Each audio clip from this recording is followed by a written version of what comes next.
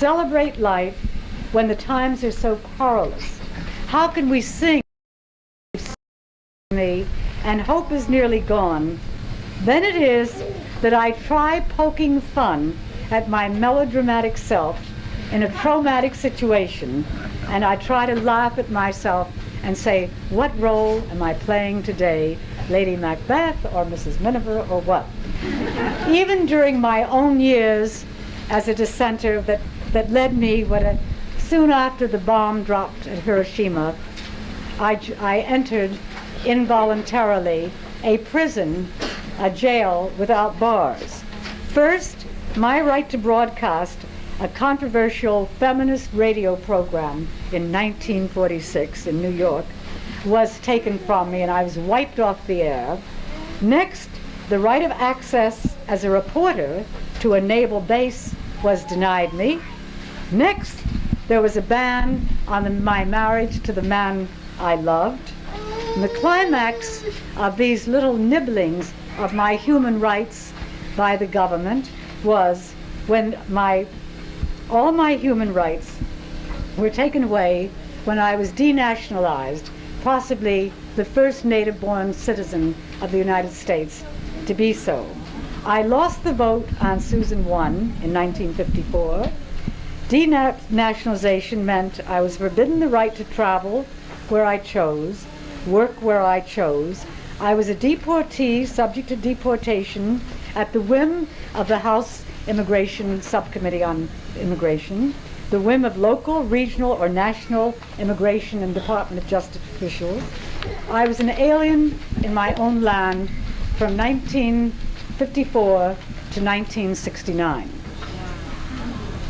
The American novelist Henry Miller, who recently died, wrote in his book, his volume Sexus, Plexus, and Nexus, which used to be considered very raunchy, but today would be considered rather mild. In the old days, I had to buy them at the Gotham bookshop in New York and get them from under the counter. But one priceless line of his was, "To whine, to complain, always takes a toll. To sing it doesn't cost a penny. The one who mounts sings." And we are mounting here today and especially tomorrow. And those women who are not with us today, those 53 who are incarcerated in jails with bars today against their wills, are mounting in spirit with us. I look back on my own little slice of history with its bottom, what I call my captivity in the Cold War, as only partly traumatic. I look back on that experience as a refiner's fire. Because of my involuntary incarceration imposed by my own country, I was forced to find another country. I call it the country of the soul.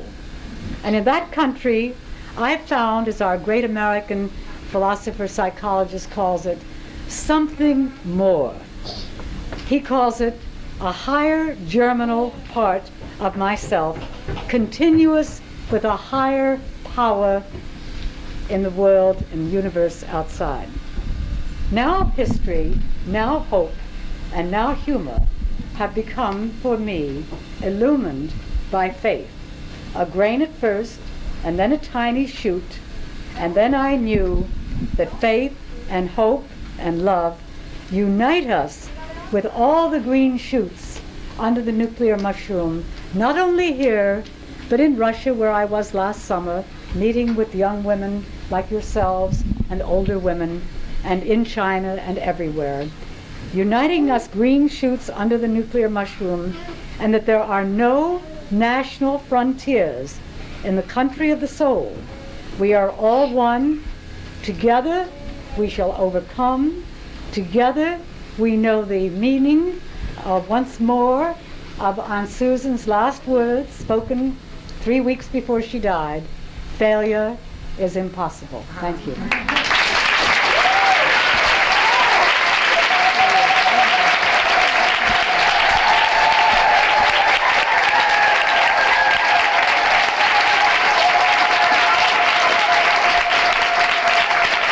Walked through by a slave master because he talked back, and woman who had a ransom on her head of thousands of dollars, and who was never caught, and who had no use for the law when the law was wrong, who defied the law.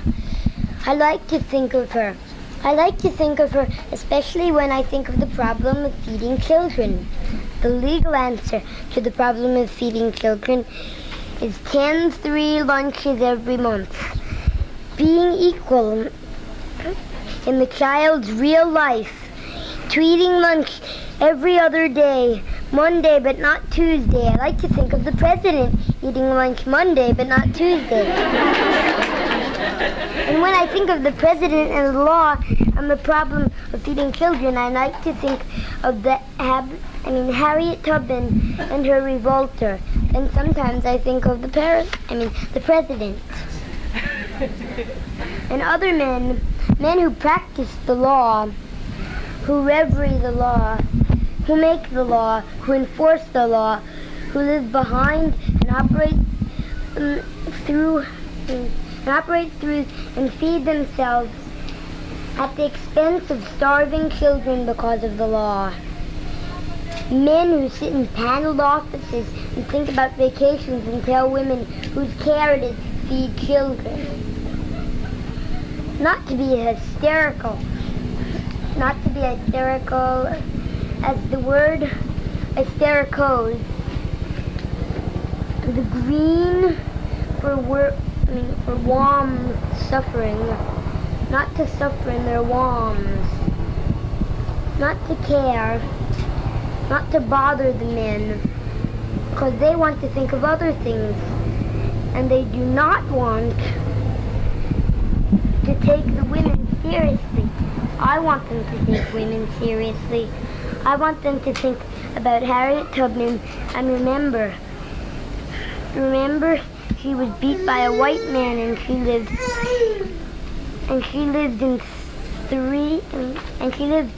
to redress her grievances, and she lived in swamps and wore the clothes of a man, bringing hundreds of fugitives from slavery, and was never caught, and led an army and won a battle and defied the laws, and because the laws were wrong. I want men to take us seriously. I am tired wanting them to think about right and wrong. I want them to fear.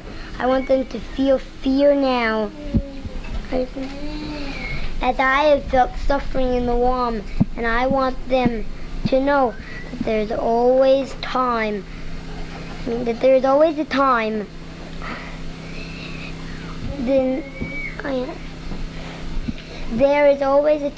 to make right what is wrong. There's always a time for retribution, and that time is beginning.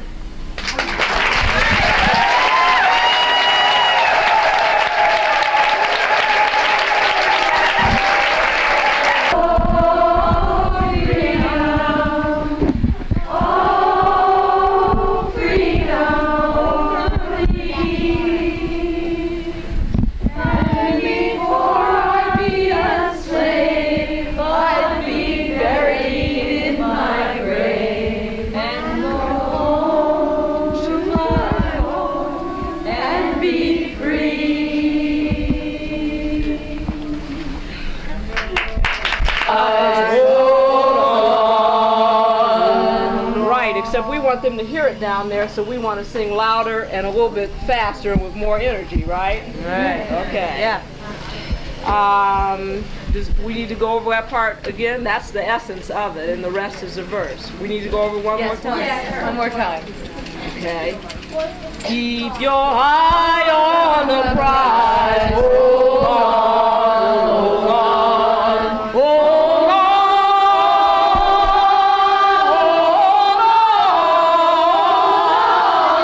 Keep your eye on the prize. Hold on. Right, that's it. We got it. A little bit stronger. You're not singing. Okay. Women from the encampment are bound in jail. They refuse the offer to go that bail. Keep your eye on that prize. Hold on, hold on, hold on, hold on. Keep your eye on that prize. Hold on. The very moment that all seemed lost, the dungeon shook and the chains fell off. Keep your eye on that prize. Hold on, hold on, hold on, hold on. Keep your eye on that prize. Hold on. The jail door opened and they walked out. The women's encampment began to shout. Keep your eye on that prize. Hold on, hold on, hold on. Keep your eye on that prize. Hold on. The only thing that we did wrong, stayed in the wilderness a day too long. Keep your eye on that prize. Hold on, hold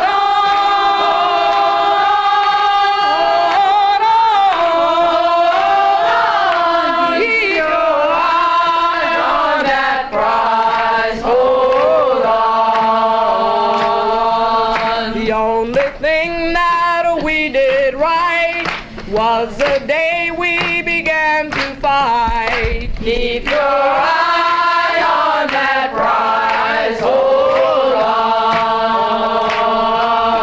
hold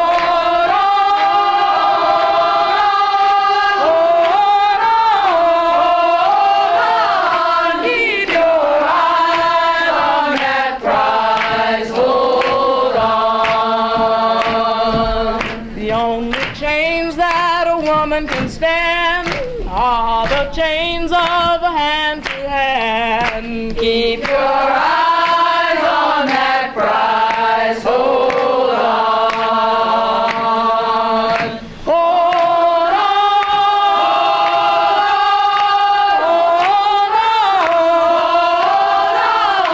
Keep your eye on that prize. Hold on.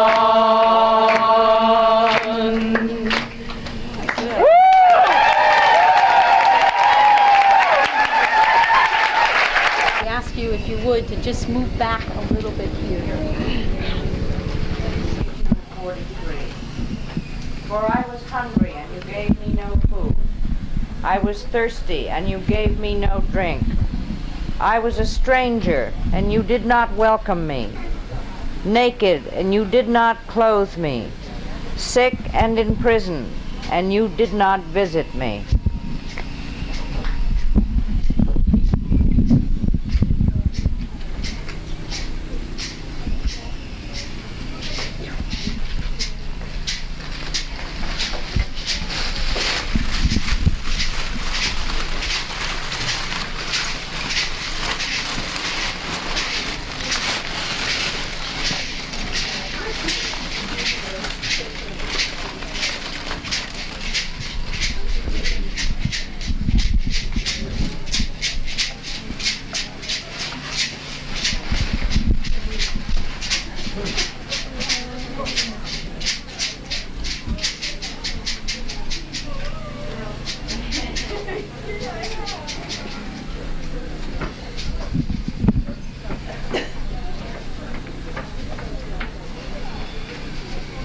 Oh, everyone who thirsts, come to the waters.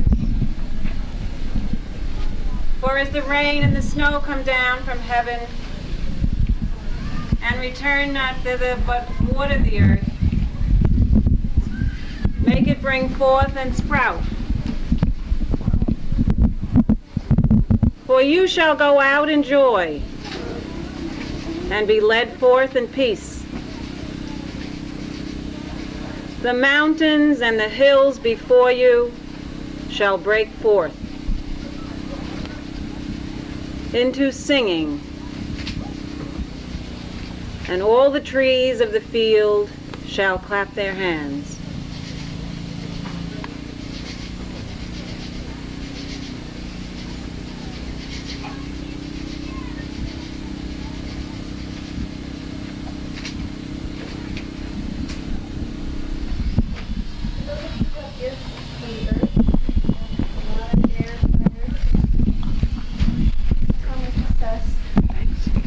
With him now.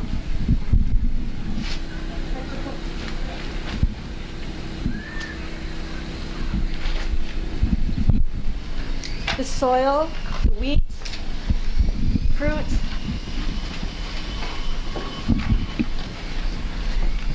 all the gifts of the earth we give thanks for. Wind, fire, water,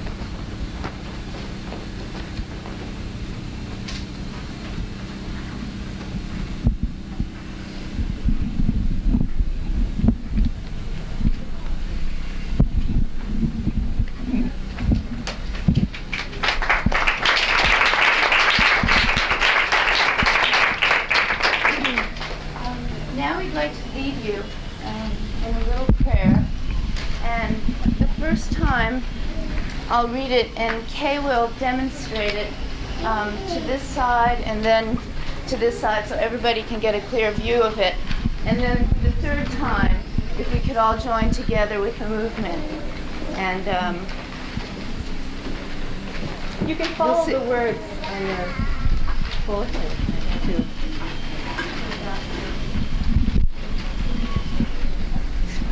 Almighty Mother, bringer of life and love,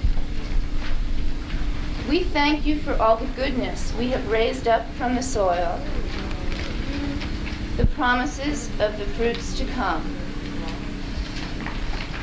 Help us to love and honor one another, to have respect, and most of all, to have that understanding that brings true love and peace.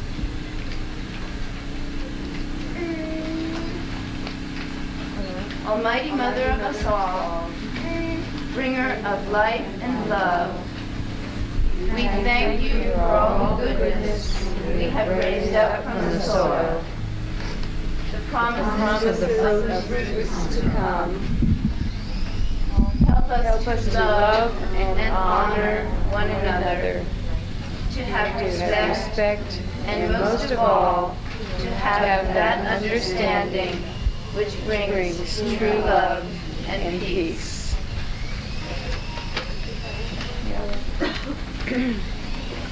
Now, if we could all